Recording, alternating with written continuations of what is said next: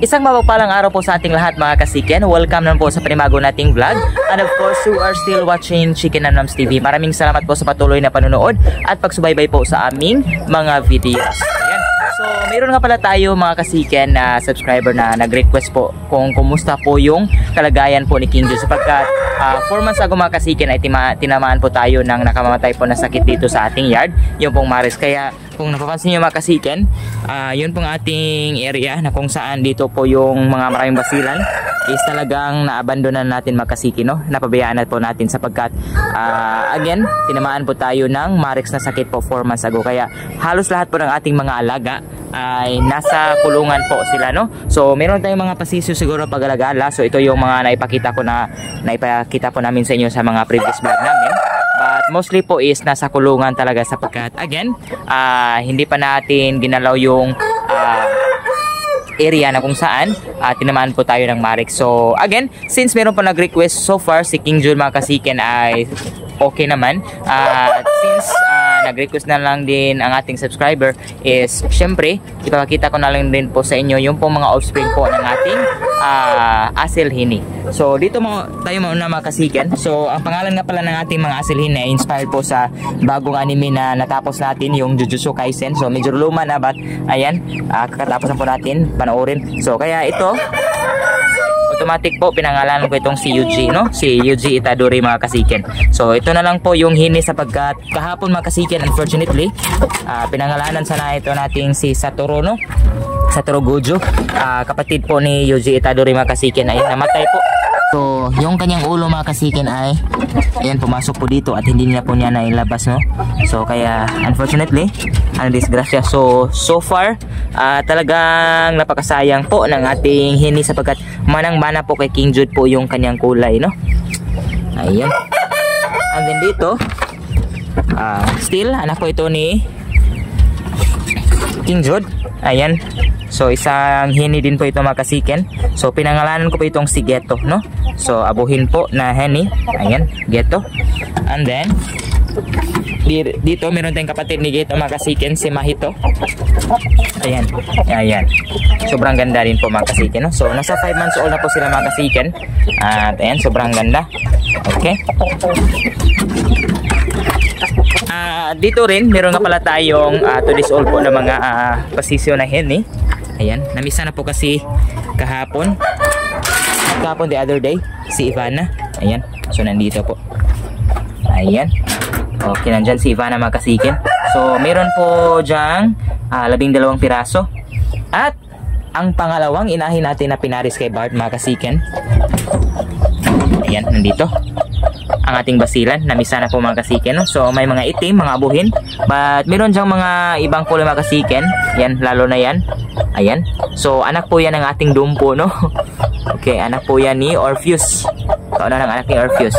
So bali merong 7 siso dito na basilan at 3 po yung pure dumpo po na mga pasisyo, no? So yung mga ibang kulay yan, yung parang pula. Ayan, so dumpo po yan nagsisyo mga kasiken, no? Okay. So kaya nga totoo po yung sinasabi nila mga kasiken, no, na kapag merong mawawala, meron ding dumarating mga kasiken. So far meron tayong mga around 20 plus heads po na mga pasiso ngayon. Okay, ayan. So ngayon punta na tayo diretso doon kay King Jude para makita nyo po yung kalagayan po. So by the way, kahapon nga pala mga kasiken ay nagsimula na po kaming bumukod ng aking misis. So kaya dito kami nakatira na. So ngayon maya-maya mga kasiken, after ng ating vlog ay linisin na po natin ito mga kasiken, no? Para again magamit na po natin ulit yung area doon. Okay, kaya dito na tayo. So si King Jude mga kasiken ay okay po siya, pero tinamaan po ng tibak yung kanyang paa mga kasiken. So meron pong tibak si King Jude. Ayan, pakita ko po sa inyo, samahan niyo po ako. So mga kasiken, ito na po si King Jude. Ayan, so nakatali po siya ngayon mga kasiken sapagkat again nagkaroon po ng tibak yung kanyang paa. Ayan, kung tingnan natin na malapitan, ayan, sobrang laki po, no, namamaga po yung mga paa niya. But so far again nakapaglakad naman siya ng maayos mga kasiken. So kapag nagpapakasta po tayo sa kanya ay na-handbrand lang po natin, no, para kahit papano ay magkaroon pa rin tayo ng mga offspring. So far wala pa tayong pasisiw ngayon na mga nakasunod sa ating mga tag 5 months old na mga asil na heni. So siguro kapag magkaroon tayo ng oras, at siguro magkakaroon talaga tayo ng oras sapagkat holiday na mga kasiken, wala na po tayong trabaho. Okay? So good thing kay King Jude mga kasiken, kahit po sobrang bigat tingnan yung kanyang mga paa, ay nakakadapo pa rin siya dyan sa atin pong ginawang tipi. Ayan, so hi King Jude. So far okay naman siya mga kasiken, no? Ayan, okay. So bago tayo magtatapos mga kasiken, dito lang tayo sa iba pa natin mga paasil. So na-mention ko na po sa inyo mga kasiken na si Tibo ay ipapares natin sa ating game farm, no?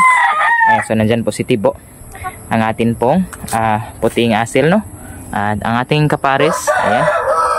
So far meron na po silang isang itlog mga kasiken. Okay? At dito rin meron tayong isang basilan dito, no? Ayan. So inaantay lang natin si Bart. So far naglimlim na ngayon yung kapares ni Bart, kaya kukunin natin si Bart at ilagay natin dito. So dito rin si Kaboto at saka si Aurora. Si Aurora so far mga kasiken, ayan, naglimlim na. At meron tayo dito yung experimental breeding. Ayan. Nandito po si Baki. Sa tingin ko na ipakita ko po ito sa previous vlog. Ayan. At nandito po yung kapares niya mga kasiken, ang ating dumpo malay po na si Hanabi. So far sobrang dami pong itlog nila mga kasiken. Tingnan niyo po dyan. Ayan. Okay, so far meron na pong around 11 eggs mga kasiken. Sa tingin ko ay malapit na pong maglimlim itong si Hanabi. Okay, kaya mabakakanti naman itong si Baki mga kasiken. Okay, so ipapakita ko po sa inyo yun pong first offspring po ni Baki at saka ni Aurora, sapagkat sobrang laki na rin mga kasiken. So nandito nga pala si Bart. Ayan. At yung pangatlong basila na pinaris natin sa kanya, yung mat, ayan, nasa itaas na mga kasiken, naglimlim na po. Kaya kukunin natin si Bart mayang gabi. So hindi natin siya kukunin ngayon sapagkat sobrang sakit po niyang mamalo mga kasiken, no? Nangagat po siya, nanuka po sa atin, kaya ngayong gabi kukunin natin siya. Okay, so mga kasiken, yun po yung update natin kay King Jude, no? Syempre kung gusto niyo pong maka-acquire po sa anak ni King Jude, meron tayong tatlo po na bakante or available. So pwede niyo pong kunin. It's either yun po si Yuji or si Mahito o si Gito mga kasiken. Unfortunately si Satoru Gojo is namatay po mga kasiken, no? Kaya ayan, medyo masakit man, but again hindi po natin control. So aksidente po yung nangyari mga kasiken. So ayusin lang natin yung kulungan para kahit paano hindi na po masundan po ng disgrasya. Kaya ngayon sa ating pagtatapos mga kasiken, ipakita ko po sa inyo yung pong anak po ni Baki at saka ni Aurora. Dito na tayo. Ayan, so inilagay ko nga pala dito yung anak po ni Baki at saka ni Aurora sapagkat 3 months na, medyo malaki na mga kasiken, para po hindi po yung mamagay yung likod ng kanyang paa. Ayan, so sobrang laki na mga kasiken, no? 3 months old. So pure abuhin po yan mga kasiken. Ayan, kauna ng offspring po ni Aurora at saka ni Baki. Okay, ayan. Okay, so mga kasiken, sa tingin ko hanggang dito lang po yung update natin sa atin pong asil hini. Sana po ay nag-enjoy at nagustuhan niyo po ang ating video. Kaya kung bago ka na napadaan sa ating YouTube channel, please to consider subscribing at pakihit na rin ng notification button para patuloy ka updated sa panibago natin mga video. Mga kasiken, hanggang dito na lang po ang ating video. See you po sa susunod namin mga upload. God bless po!